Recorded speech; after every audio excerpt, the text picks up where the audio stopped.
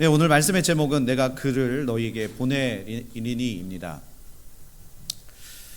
이제 부활절이 한 주밖에 남지 않았습니다.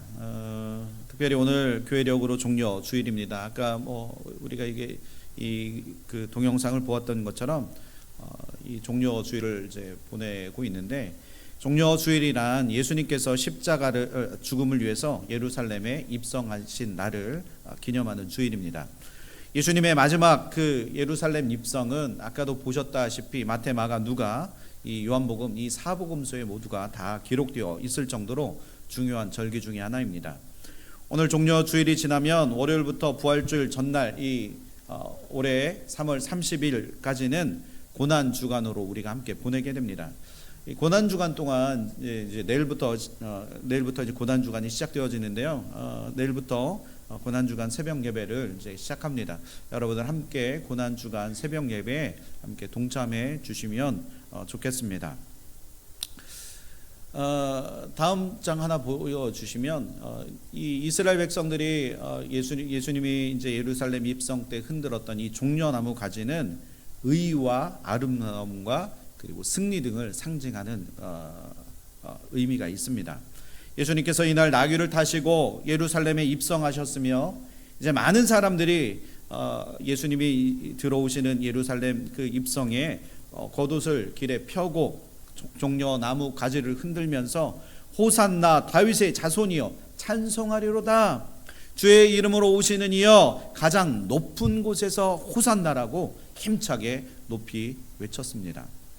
이것은 스가랴 9장 9절에 예언된 하나님의 말씀 그대로였는데, 그래서 이 종려 주일을 호산나 주일로 불리기도 했습니다. 이 종려 주일에 대한 가장 오래된 역사적 그 문헌을 이제 찾아보면 385년에 에게리아 그 순례집에 이제 이 내용들이 나오는데요.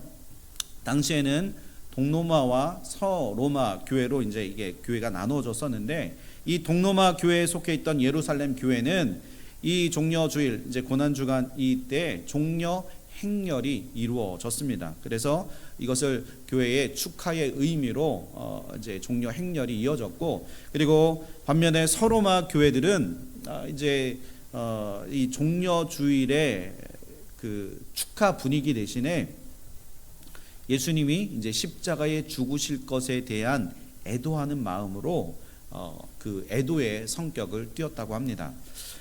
또한 순환주간, 이 고난주간이라고 불리는 이 순환주간은 이 그리스도의 십자가의 고난과 죽음을 기념하는 절기입니다. 그래서 종려주일 다음 날부터 부활 직전까지 약 일주일간을 말하고 있는데요. 예로부터 이제 성도들은 이 고난주간이 이제 시작되어지면, 여러분들도 이제 고난주간을 이제 내일부터 매년 우리는 절기를 지키고 있잖아요. 여러분들은 고난주간을 어떻게 대하시고 어떤 마음으로 고난주간 그 한 주를 보내십니까? 이 고난주간이 되면 옛날에 많은 성도들은 이제 그리스도의 십자가를 묵상하면서 경건하게 보냈습니다.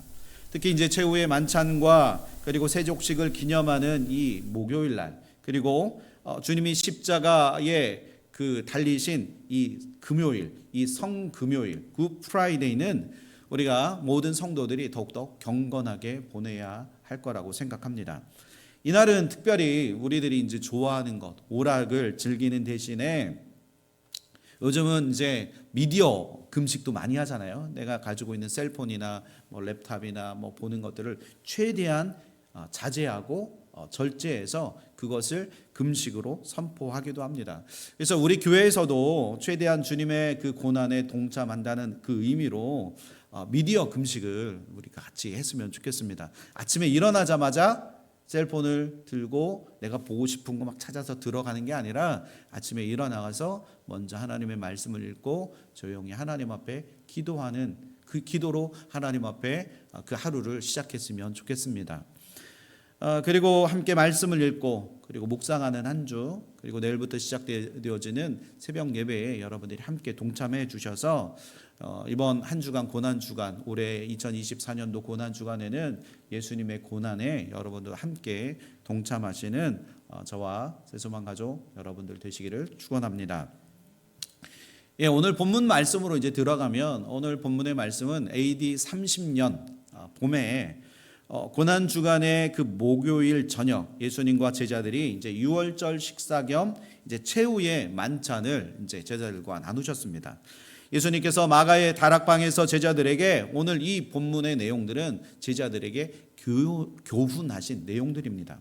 소위 말하는 이 다락방 강화, 다락방에서 예수님께서 제자들과 함께 말씀을 나누었던 이 말씀들은 요한복음 14장에서부터 16장까지 계속 말씀이 이어지고 있는데요. 특별히 오늘 본문 말씀은 예수님이 하신 말씀에 대한 결론 부분인데, 예수님께서 제자들에게 무엇을 말씀하시고자 하냐면 너희에게 보혜사 성령이 이 땅에 오실 거다. 그러면서 보혜사 성령이 이 땅 가운데 오셔서 하실 그 사역에 관하여 예수님께서 제자들에게 말씀해 주시고 계신 그 오늘 말씀이 됩니다.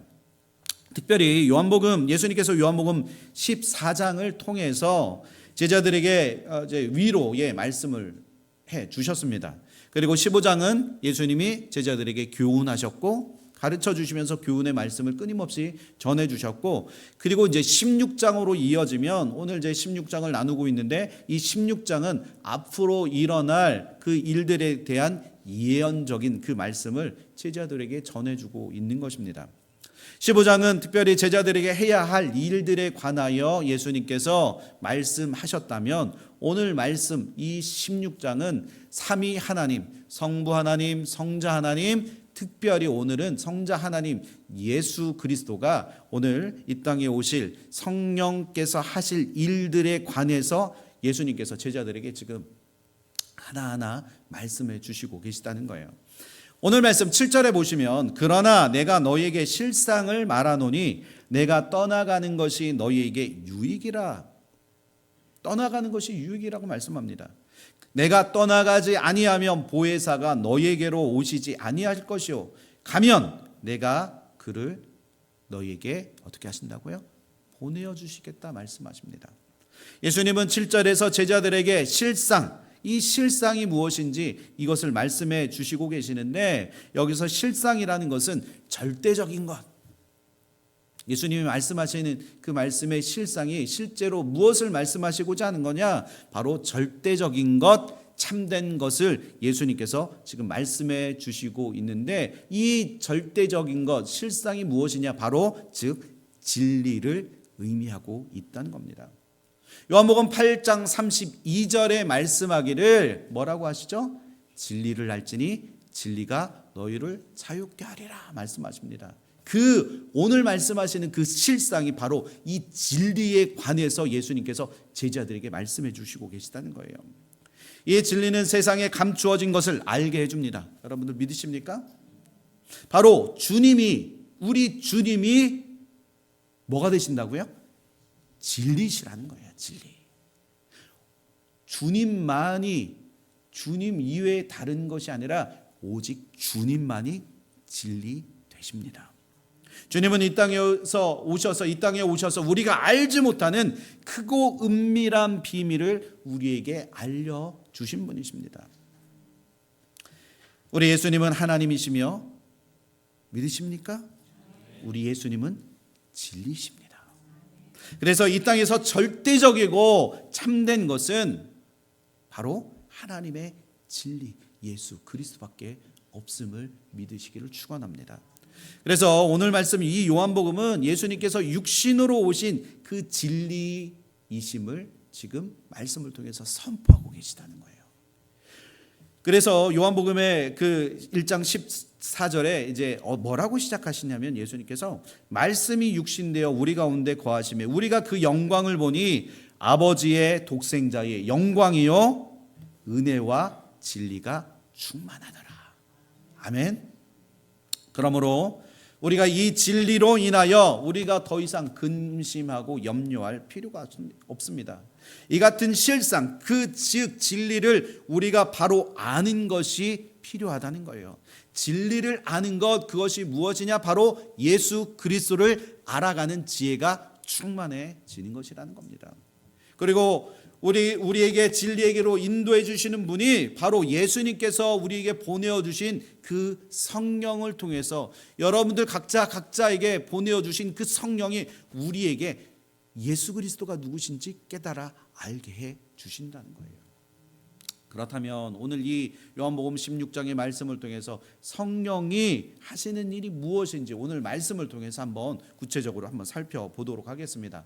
성령이 하시는 일 첫 번째는 죄와 의, 심판에 대하여 뭐 하신다고요? 책망하신다는 거예요. 성령이 우리를 책망하시기도 하는구나라고 생각할 수 있습니다. 오늘 말씀 8절에 보면 그가 와서 누가 온다고요? 성령이 오셔서 죄에 대하여 의에 대하여 심판에 대하여 세상을 책망하시리라 라고 말씀합니다.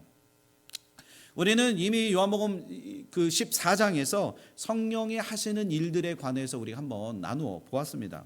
성령의 사역은 14장 26절에 보면 성령은 우리에게 가르치시고 그리고 예수님이 하신 말씀들을 어떻게 하신다고요? 생각나시게 하시는 분이라고 우리는 예수님께서 하신 말씀을 우리가 이미 들었습니다. 그런데 오늘 본문에 보면 예수님께서 성령이 하시는 일이 세상을 책망하시는 것이 있다고 또 추가해 주셨다는 거예요. 여기서 책망하다라는 그 헬라어 엘렌코라는 단어인데요. 이것은 책망하다라는 것은 드러내다, 밑에 있는 것 꽁꽁 감춰져 있던 것이 드러나는 것, 그리고 그 루머나 이 일들이 나의 죄들이 폭로되어지는 것, 그리고 노출되어지는 것을 의미합니다. 지금 이 책망하다라는 이 단어는 이 법정 용어에서 나온 단어인데요. 이거는 항변하는 자와 변론하여 죄를 깨우치게 하다. 그러니까 법정에 가야지 이 시시비비가 가려지잖아요. 그래서 이 책망하다라는 단어는 법정 용어라는 겁니다.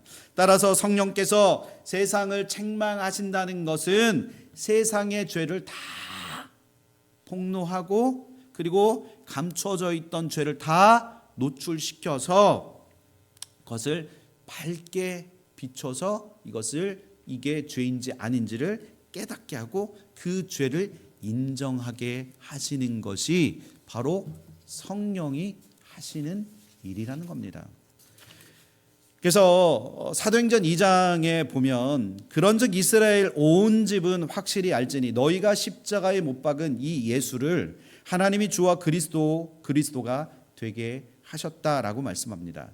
그들이 이 말을 듣고 마음에 찔려 베드로와 다른 사도들에게 물어 이르되 형제들아 우리가 어찌할꼬 하거늘 베드로가 이르되 너희가 회개하여 각각 예수 그리스도의 이름으로 뭐를 하라고요? 침례를 받고 또 뭘 받으라고요? 죄사함을 받으라. 그리하면 우리가 침례를 받고 우리가 가지고 있는 죄사함을 받으면 나중에 어떻게 된다고요? 성령을 선물로 받게 될 것이다 라고 말씀하고 있습니다. 오순절날 유대인들과 이스라엘 사람들이 이제 베드로의 설교를 듣고 이제 마음에 막 찔림을 받게 되었습니다. 그래서 그들이 회개하여서 성령을 선물로 받게 되었습니다. 성령을 선물로 받게 되었다는 것은 그가 구원을 받게 된 것입니다. 이들은 구원의 그 고백으로 침례를 이제 받게 되었고 이날 이 베드로가 전한 이 복음의 메시지를 듣고 사람들이 무려 3,000명이나 더해졌다고 성경은 그렇게 기록하고 있다는 거예요. 우리도 주님을 인격적으로 만나면 첫 우리의 마음 안에 어떤 것이 생겨나냐면 우리 마음에 찔림이 생겨나게 된다는 겁니다. 이 찔림은 지난날의 내 안에 있는 그 죄악된 그 행위에 대해서 깊은 그 회개로 이어지게 된다는 거예요. 내가 지금까지 알지 못했던 내 죄를 다시 이것을 자복하며 회개하는 자리로 우리를 이끌어 주신다는 겁니다. 이때 주님이 우리 가운데 역사하시고 성령의 능력을 강하게 우리가 그때부터 경험하게 됩니다. 그동안 주님을 만나지 않았을 때는 우리 안에 아무런 그 찔림이 없었습니다. 여러분들 기억나시지 않나요? 우리가 주님을 만나지 않았을 때는 세상의 모든 것이 다 내 멋대로 내가 원하는 대로 그렇게 살아갔기 때문에 우리 안에는 아무런 찔림이 없었다는 겁니다. 그러나 성령이 내 안에 들어오시면 그때부터 우리가 인지하지 못하고 있던 그 잘못을 성령이 내 안에 들어오셔서 내주하셔서 내 안에 있는 잘못들을, 그 죄들을 꾸짖어 주신다는 겁니다. 우리의 허물을 드러내 주십니다. 그런데 신기한 것은 우리의 죄가 자꾸 드러나는데도 불구하고 이것이 내 마음의 아픔으로 다가오지 않는다는 겁니다. 오히려 예수님께서 우리의 죄를 드러내 주시고 밝히 비춰 주셔서 우리 안에 함께 하시면 나도 모르는 그 진정한 자유와 회복이 우리 안에서 일어나는 것들을 볼 수 있다는 거예요. 그래서 사도 바울이 갈라디아서를 통해서 너희가 진정한 자유를 누려야 된다라고 말씀합니다. 율법이 너희 안에 자유를 주는 것이 아니라, 할례가 너희에게 자유를 주는 것이 아니라, 너희가 진정으로 예수 그리스도를 만날 때야만이 우리 안에 진정한 자유를 누릴 수 있게 되는 것을 우리 성령이 가르쳐 주신다는 겁니다. 그러나 주변에 사람들이 이제 내 잘못, 우리의 잘못을 드러내고 들춰내면 여러분 어떻게 됩니까?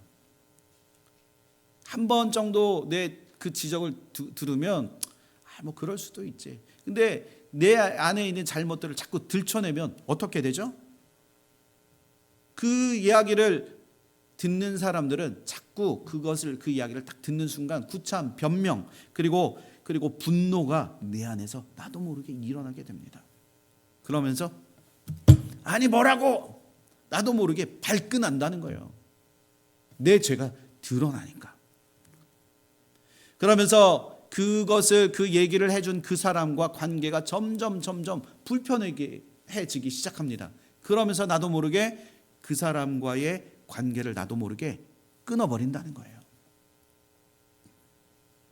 그러면서 그 사람이 하는 말, 행동, 그걸 보고 있는 내 마음이 참기가 어려워지는 게 우리의 모습이라는 겁니다.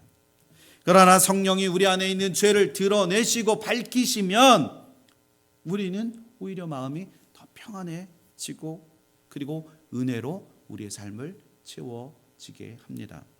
우리를 붙잡고 있던 죄가 사라지고 진리로 말미암아 주님과의 그 관계가 회복되어지기 때문입니다. 자, 여러분들 에덴 동산에서 아담이 하나님과 함께했던, 죄를 짓기 전에 그 모습을 한번 생각해 보십시오. 얼마나 그 아담에게 자유함이 있었습니까? 하나님과 동행하면서 모든 것을 누릴 수 있는 그 자유함이 그 안에 있었습니다. 여러분들 그 자리, 우리가 주님께로 다시 돌아가는 것은 주님과의 친밀한 관계를 누리는 그 자리로 돌아가는 것입니다. 그것을 누가 도와주신다고요? 우리 성령님이 우리를 그 제자리로 돌아갈 수 있도록 도와주시는 것. 원래 있던 자리로 되돌아가면 우리 안에는 그때부터 참된 평안이 우리 안에 생겨난다는 거예요. 오늘 말씀에 성령이 우리를 책망하시는 것을 세 가지로 말씀해 주시는데요. 첫 번째는 성령은 죄에 대하여 책망하십니다. 이 죄, 우리는 죄에 대해서 너무 잘 알잖아요. 하마르티아, 이거는 빗나감, 악행, 위법이라는 뜻이 있는데, 그 죄는 원래 그 화살이 정확하게 관역을 향하여 가야 되는데 그 화살이 어디로 간다고요? 자꾸 벗어난 상태, 이것이 바로 죄라는 겁니다. 우리는 그 관역에서 벗어난 상태, 이것을 바꾸어 말하면 뭐냐면 예수 그리스도를 믿는 상태가 아니라 자꾸 예수 그리스도를 믿는 상태에서 벗어나는 것을 의미한다는 거예요. 십자가 밑에 나아가 내 짐을 모두 벗어버리고 주님 앞에 나아가야 하는데, 우리 안에 있던 십자가 밑에 나아가 예수 그리스도께 대한 그 믿음을 지녀야 할 우리가 엉뚱한 세상의 길로 나아가서 불의와 율법의 굴레에 그렇게 빠지는 것, 그것이 마치 관역에서 벗어난 그 화살과 같은 죄라는 겁니다. 이것이 바로 죄의 의미예요. 요한복음 16장 9절에 죄에 대하여라 함은 그들이 나를 믿지 아니합니다. 이게 뭐냐? 예수님을 믿는 거라고요? 믿지 않는 거라고요? 믿지 않는 것. 그게 뭐라고요? 죄라는 겁니다. 예수 그리스도를 믿지 않는 것 자체가 우리 안에 죄로 가득한 거라는 겁니다. 세상 사람들은 모르잖아요. 예수 믿지 않는 게 어떻게 죄라고 그렇게 얘기하면 세상 사람들은 단호하게 거부합니다. 단호하게 거절합니다. 예수님은 요한복음 8장 45절에 유대인들과의 논쟁 속에서 뭐라고 말씀하시냐면 내가 진리를 말함으로 너희가 믿지 아니하니라. 예수님이 누구시라고요? 진리여서 진리 되신 예수님을 그들에게 끊임없이 말씀해 주셨지만 유대인들은 믿지 않았습니다. 믿지 않았습니다. 바로 이런 자들이 죄의 상태에 놓여 있는 자들이라는 거예요. 그래서 성령은 그들을 책망하시고 그들을 바른 길로 인도해 주시는 분이시라는 것을 여러분들 믿었으면 좋겠습니다. 이런 의미에서 예수 그리스도를 믿지 않는 것이 죄라고 말씀드렸는데 하나님을 온전히 신뢰하지 못하는 그 불신앙, 우리 안에 신앙이 아니라 불신앙이야말로 모든 죄의 뿌리, 그리고 모든 죄악의 최악의 죄, 그게 바로 불신앙이라는 거예요. 여러분, 인간이 죄로 가득하면 주님을 믿지 않는다는 것, 그것을 우리가 깨달아야 합니다. 그렇지 않으면 절대로 우리는 예수님을 믿지 못하게 됩니다. 우리의 죄를 주님께 고백하고 회개하면서 주님만 의지하며 살겠다라는 그 믿음으로 우리가 신앙을 가지고 믿음을 가지고 이 세상을 살아가야 한다는 거예요. 우리 주변에 보면 불신앙을 가진 사람, 이 불신앙을 가지고 믿지 않는 사람들이 얼마나 많이 있습니까? 그러나 이 불신앙을 가진 사람들도 문제지만 정말 또 중요한 게 있다면 우리들의 그 신앙의 모습 속에 보면 틀에 박힌 교회 생활을 우리도 하고 있다는 겁니다. 이 틀에 박힌 교회 생활이 뭐냐면 그냥 기대함도 없고 주일날 오는데 그냥 옷 입고 그냥 차 타고 그냥 주일날 예배 드리는 거에 대한 아무런 기대와 소망도 없이 그냥 예배의 자리에 그냥 나오는 것, 이것은 마치 죽은 자의 모습과 같은 신앙생활을 하는 자들의 모습이라는 겁니다. 날마다 우리를 만드신 하나님의 그 비전을 품기를 축원합니다. 그 비전을 가지고 우리가 주님 앞에 나올 때 예수 그리스도를 온전히 믿는 그 믿음이 우리 안에 그때부터 생겨나게 될 줄 믿습니다. 그래서 우리는 믿지 않는 자들을 위해서 기도해야 합니다. 하나님을 믿지 않거나 죽은 신앙생활을 하는 자들을 위해서 죽게 나와 죄에서 벗어나서 하나님의 자녀가 되어주는 놀라운 특권을 하나님 우리에게 허락하여 주옵소서. 나에게 허락하여 주옵소서. 저 불신앙을 가진 저들에게 하나님 믿음을 허락하여 주옵소서.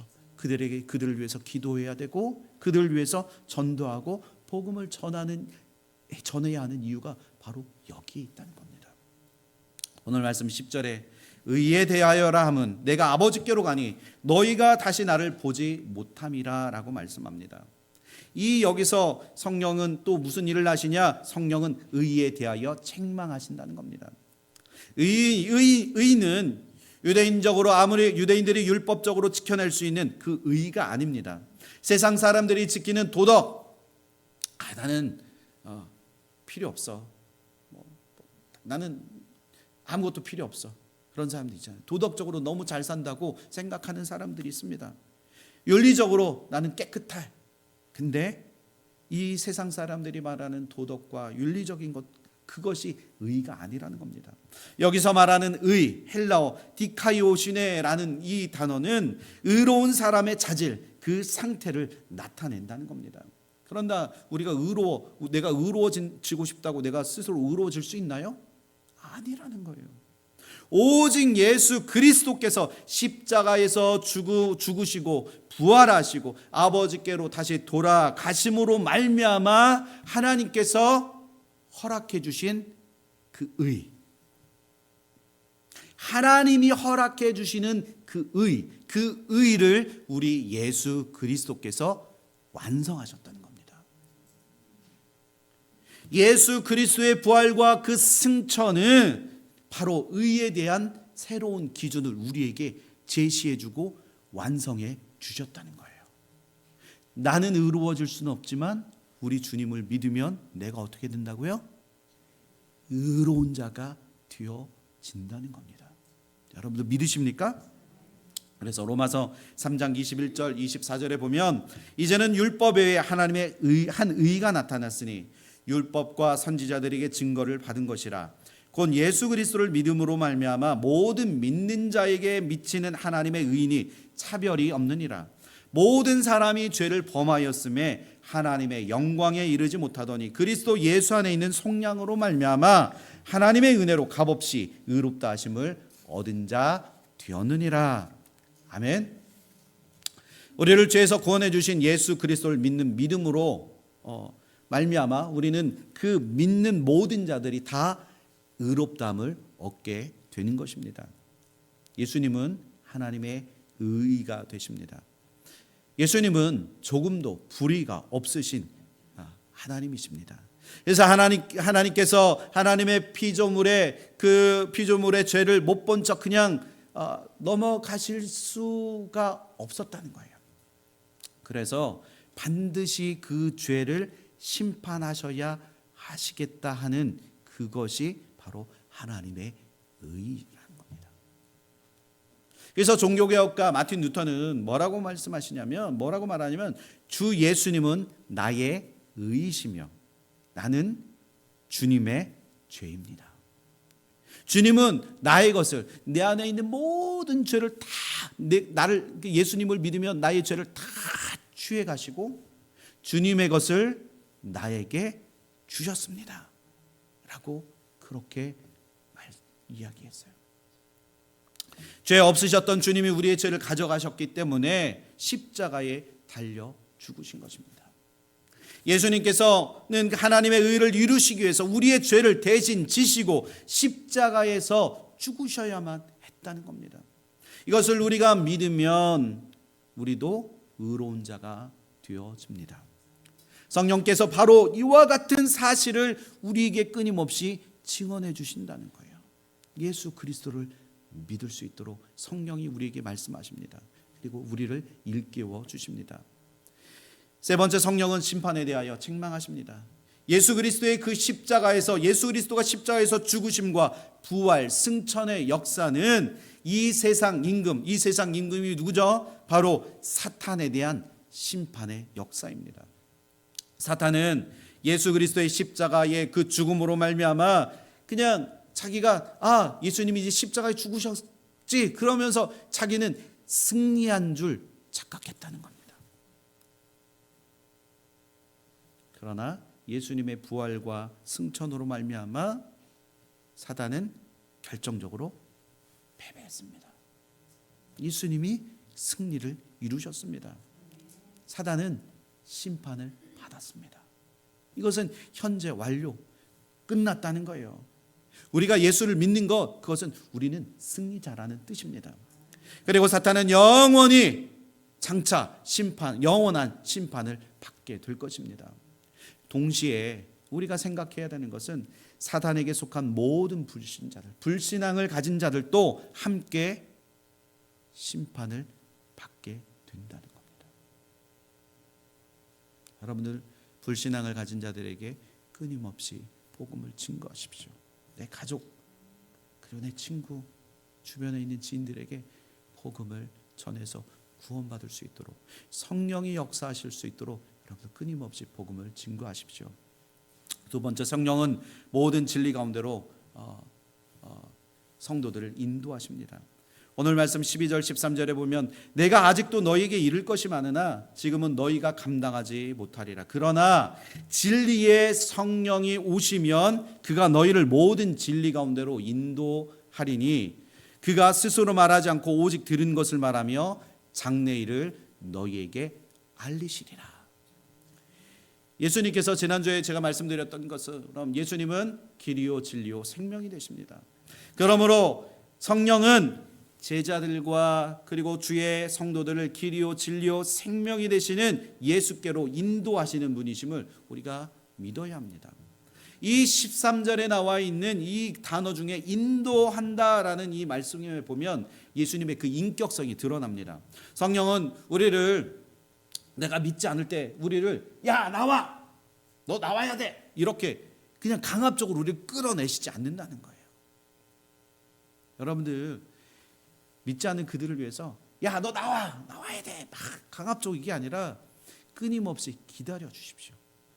성령이 우리를 지금껏 기다려 주셨다는 것처럼 성령은 우리를 강압적으로 주의 그 길로 이끄시는 것이 아니라 우리를 의의 길로 이끌어 주시며 오직 성령님의 그 인도하심이 없이는 우리는 주의 길을 걸어갈 수도 그 길에 도달할 수도 없음을 여러분들 믿으시기를 축원합니다.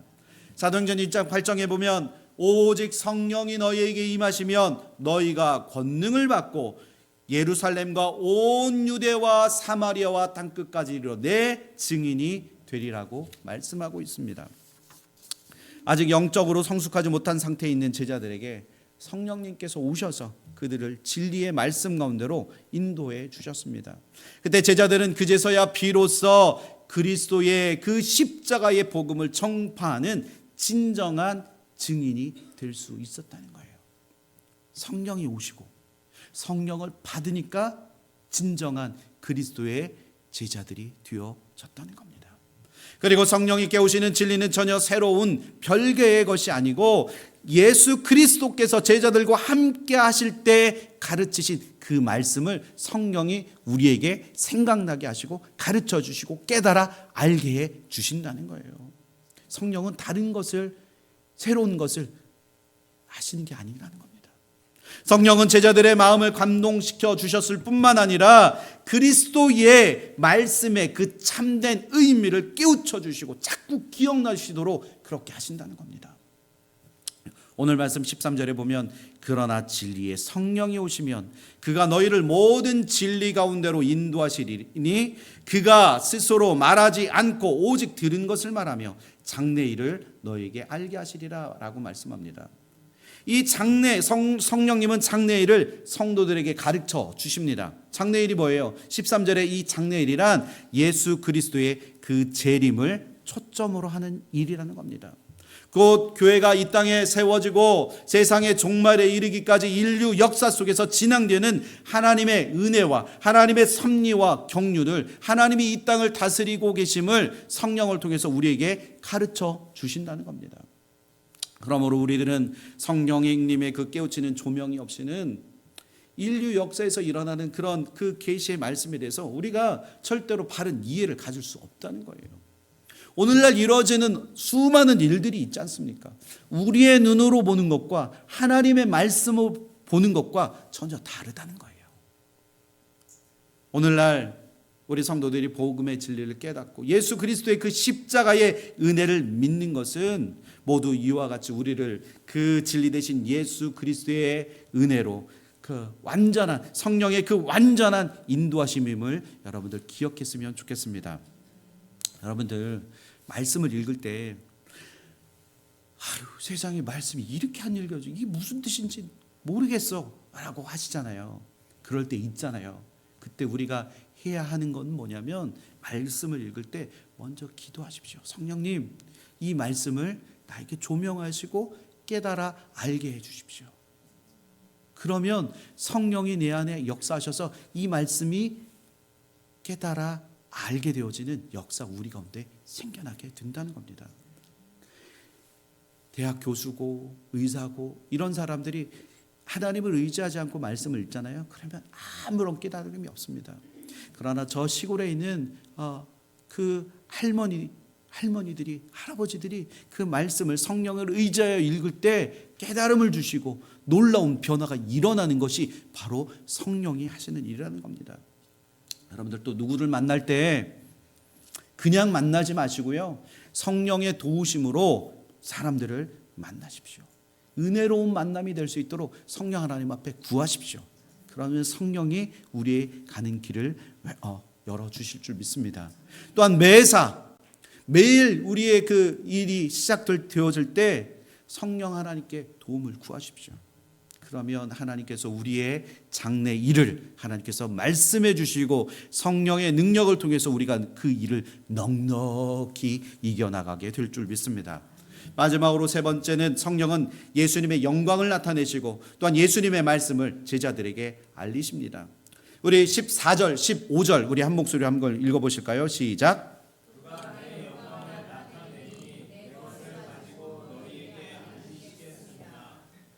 무릇 아버지께 있는 것은 다 내 것이라. 그러므로 내가 말하기를 그가 내 것을 가지고 너희에게 알리시리라 하였노라. 아멘.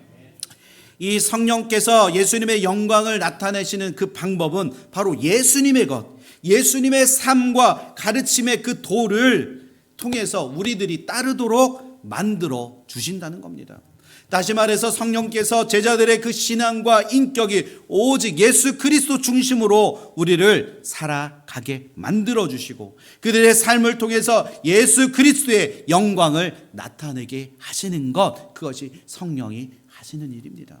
그러므로 이제 우리들의 삶과 믿음은 철저히 예수 그리스도 중심적인 삶을 우리가 살아가야 합니다. 믿으십니까?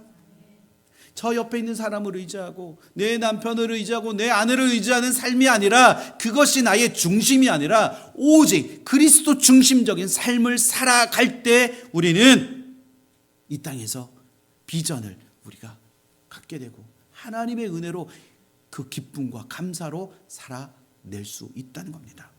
그래서 우리가 성령의 뜻을 따라 살아갈 때 살아도 주를 위해서 살고 죽어도 주를 위해 죽을 수 있는 오직 예수 그리스도만이 영광과 존귀를 받으시는 그런 삶을 우리가 살아가야 할 줄 믿습니다.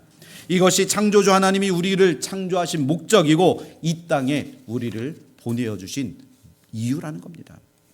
로마서 14장 8절에 우리가 살아도 주를 위하여 살고 죽어도 주를 위하여 죽나니 그러므로 사나 죽으나 우리가 주의 것이로다.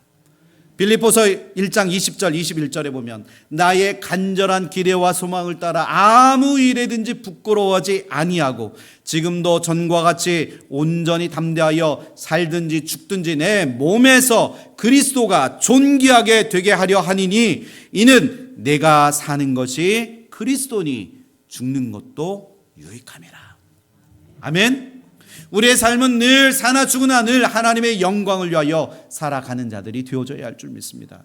예수 그리스도의 중심으로 우리가 살아갈 때 우리를 도우시는 성령의 능력을 통해서 이 힘든 세상을 넉넉히 이겨나가게 될 줄 믿습니다.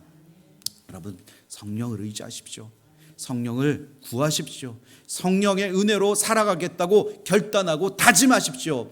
내가 누군가를 용서할 수 없다 할지라도 성령님 내 안에 들어오셔서 나를 만져주시고 그 영혼을 사랑하고 그 죄악 가운데 머물러 있던 우리를 다시 한번 일으켜 세워주셔서 하나님 다시 한번 회복의 역사가 내 안에, 내 자녀 안에, 우리 가족 안에, 우리 사랑하는 새소망교회 모든 성도들 안에 그 회복이 일어날 수 있도록 주여 역사하여 주옵소서.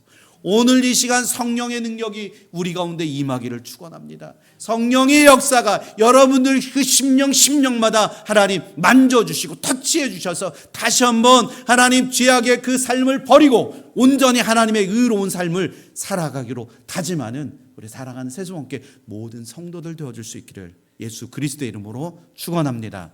함께 기도하겠습니다. 하나님, 이 땅에 성령을 보내어 주셔서 우리가 살아도 주를 위하여 살고 죽어도 주를 위하여 죽을 수 있는 삶을 하나님 우리에게 허락하여 주셔서 감사합니다. 하나님, 우리가 살든지 죽든지 늘 하나님의 영광을 위하여 살아가게 하여 주시고 성령님 내 안에 내주하셔서 그동안 내 안에 하나님 그 죄악을 억누르지 못했다면 나의 힘으로 억누를 수 없는 그것을 성령님 대신하여 치료하시고 고쳐주셔서 그 모든 삶에 하나님 주님을 나의 인격적인 주님으로 모셔드리고 주님으로 인하여 하나님 기쁨과 감사가 넘쳐나는 삶을 살아낼 수 있는 저희들 되게 하여 주옵소서. 오늘 이 시간 성령이 우리 가운데 임하기를 소원합니다. 성령이여 우리의 삶을 만져주시고 고쳐주시고 치료하여 주셔서 하나님의 놀라운 능력을 오늘 이 시간 경험할 수 있도록 주님 도우시고 역사하여 주옵소서. 우리의 이 간절한 기도 주님께서 들어주시고 응답하여 주시기를 소원하며 예수 그리스도의 이름으로 감사하며 기도하옵나이다. 아멘.